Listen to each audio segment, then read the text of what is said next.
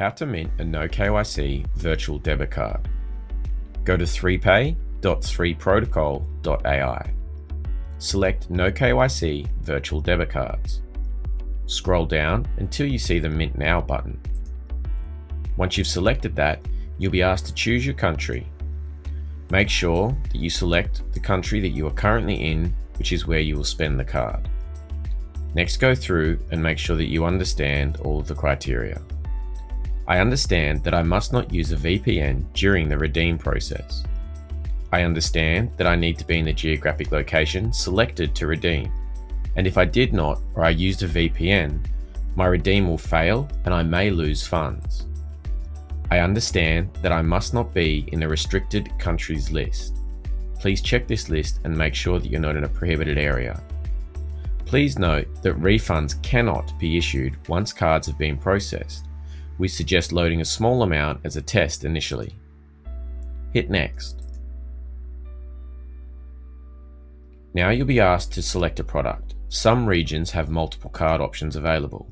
In this instance, I have one, but select the card that's right for you. Hit Next. Now you'll be asked to choose the amount of currency that you wish to load onto the card and the type of currency that you're going to send to it. You'll need to have liquidity in a wallet or exchange that you're going to send to the card. Select that currency and then fill in the email where you would like the card details to be sent.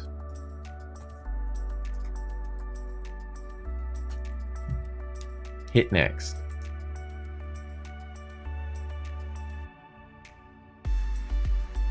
This will now show you the total amount, including what's loaded on as the value, the mint fee, the load fee, and the network fee. Send this total amount to the address that's been provided. Copy the address with the copy button and take it to your wallet or exchange to send the funds. Once you have sent the funds, you can check Etherscan or TronScan and try to confirm the transaction. It may take a few seconds, it could take minutes or up to half an hour, depending on network load.